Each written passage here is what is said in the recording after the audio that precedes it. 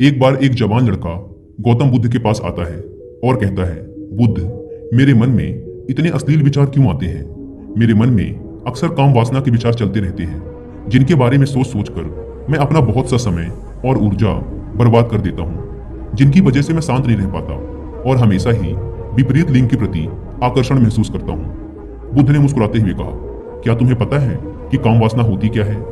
लड़के ने कहा, बुद्ध, मुझे ये तो नहीं पता कि काम वासना का मतलब क्या है, लेकिन ये जो कुछ भी है बहुत बुरी है। बुद्ध ने कहा, सबसे पहले तो तुम ये समझो कि प्राकृतिक रूप से जो भी हमारे अंदर है वो बुरा नहीं है। हमारे जीवन में उसकी कुछ न कुछ जरूरतें हैं। वासना एक प्रकार की भावना है जो हमें किसी न किसी चीज की कमी का एहसास दिलवाती है। फिर हम उस कमी की पूर्ति के लिए उस चीज की तरफ आकर्षित होना शुरू कर देते हैं। जैसे अगर किसी के पास धन की कमी है तो उसके अंदर धन के प्रति आकर्षण यानी धन की वासना उत्पन्न हो जाएगी। तो वासना कुछ और नहीं बल्कि एक प्रकार की कमी, एक प्रकार की जरूरत का एहसास है। और जब ये जरूरत शारीरिक हो तो हम इसे काम वासना कह देते हैं। लड़के ने कहा, बुद्ध, ये तो समझ में आ गया कि काम वासना का मतलब क्या है, लेकिन ये हमारे अंदर आती कहां से है? ये उत्पन्न कैसे होती है? बुद्ध ने कहा, काम वासना कहीं से आती नहीं बल्कि ये प्राकृतिक रूप से हमारे अंदर ही मौजूद है और इसका होना जरूरी भी है, क्योंकि यही मानव जाति के विस्तार का आधार है। लड़के ने कहा, बुद्ध, जब काम वासना प्राकृतिक रूप से हमारे अंदर मौजूद है तब फिर लोग काम वासना को गलत क्यों बोलते हैं? बुद्ध ने कहा, यह एक बहुत बड़ी समस्या है कि लोगों ने काम वासना को गलत नजरिए से देखना शुरू कर दिया है, इसे दबाने की कोशिश करना शुरू कर दिया है। काम वासना का होना गलत नहीं है बल्कि काम वासना का बेलगाम होना गलत है। केवल उसी के बारे में हमेशा सोचना, केवल उसी के लिए जीना, केवल उसी को अपने जीवन का लक्ष्य बना लेना गलत है। बुद्ध ने उस लड़के से पूछा, तुम्हें क्या लगता है, क्या जानवरों में भी काम वासना होती है? लड़के ने कहा, हाँ बुद्ध, जरूर होती है, क्योंकि आखिर जानवरों को भी तो अपनी पीढ़ी आगे बढ़ानी है। बुद्ध ने कहा, फिर हम जानवरों की काम वासना को गलत क्यों नहीं कहते? लड़के ने कहा, पता नहीं बुद्ध, आप ही बताएं। बुद्ध ने कहा, क्योंकि जानवर अपनी काम वासना का उपयोग सिर्फ संतति उत्पन्न करने के लिए करते हैं, उससे खुशी प्राप्त करने के लिए नहीं और ना ही सुख भोगने के इरादे से।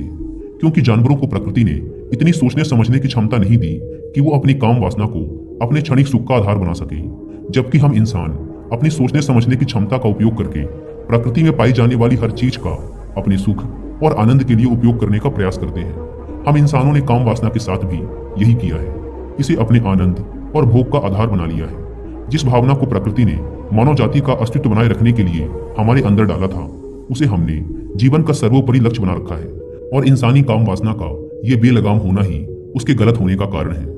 लड़के ने कहा, बुद्ध, लेकिन ये काम वासना हावी होती क्यों है? इसके बेलगाम होने का कारण क्या है?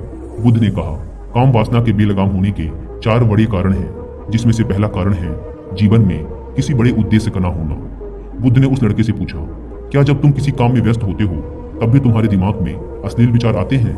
लड़के ने कहा, नहीं बुद्ध, जब मैं व्यस्त होता हूँ तो मेरे दिमाग में अश्लील विचार नहीं आते।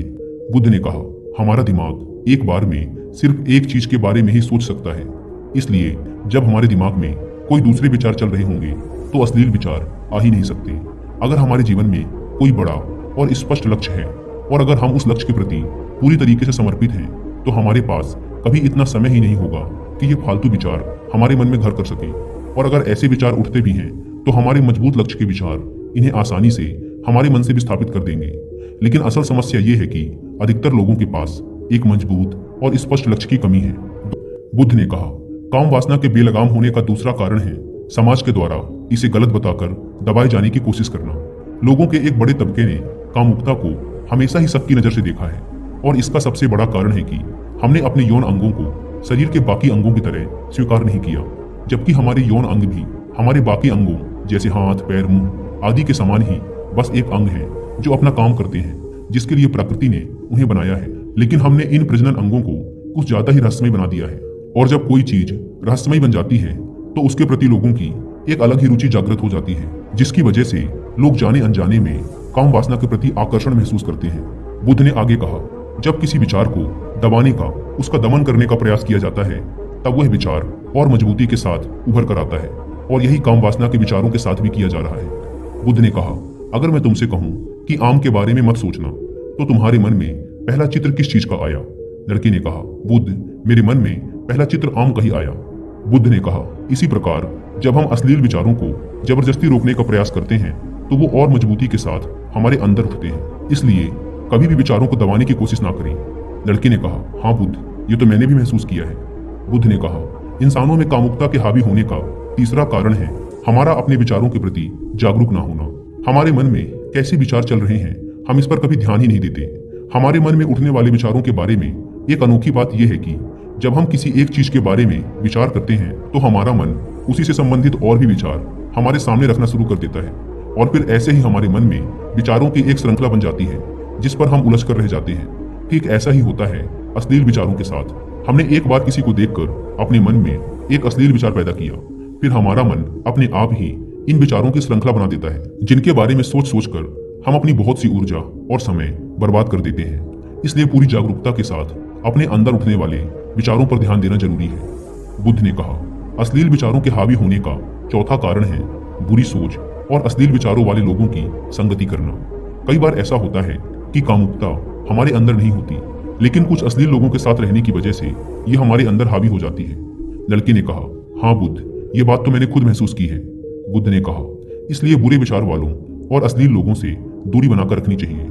लड़के ने कहा, बुद्ध, ये तो समझ में आ गया कि कामुकता हावी कैसे होती है, लेकिन इसे हावी होने से रोका कैसे जा सकता है। बुद्ध ने कहा, सबसे पहले तो तुम ये समझो कि काम वासना की ऊर्जा को रोका नहीं जा सकता, इसे सिर्फ रूपांतरित किया जा सकता है। और इस ऊर्जा को रूपांतरित करने के दो तरीके हैं, पहला है प्रेम और दूसरा है ध्यान। जब हम सच्चे प्रेम में होते हैं तो हमारे अंदर के कामुकता की ऊर्जा हमारी खुशी और हमारे आनंद में परिवर्तित हो जाती है। लेकिन ज्यादातर लोग शारीरिक आकर्षण को ही प्रेम मानते हैं, जो कि ऊर्जा का व्यय करता है, रूपांतरण नहीं। काम वासना की ऊर्जा को शरीर के अंदर ही रूपांतरित करने का सबसे सफल तरीका है ध्यान। ध्यान के माध्यम से आप अपने अंदर स्थित आनंद के उस केंद्र में स्थापित हो जाते हैं जिसके सामने दुनिया का हर भोग विलास फीका लगने लगता है। ऐसा नहीं है कि आप ध्यान में उतरने के बाद वो सब सोचने और करने में सक्षम नहीं होते, बल्कि आप उससे ऊपर उठ चुके होते हैं और फिर ये सब हरकतें आपको छोटी और बचकानी लगने लगती हैं। लड़के ने कहा, लेकिन बुद्ध, ध्यान की शुरुआत कहाँ से करें? बुद्ध ने कहा, सबसे पहले तुम खुद के साथ अकेले में समय बिताना शुरू कर दो, क्योंकि जो इंसान जिसके साथ सबसे ज्यादा समय बिताता है वो उसको सबसे ज्यादा जानने लगता है। और जब तुम खुद को जानना शुरू कर दोगे तो ये सारे भौतिक सुख तुम्हें छोटे लगने लगेंगे।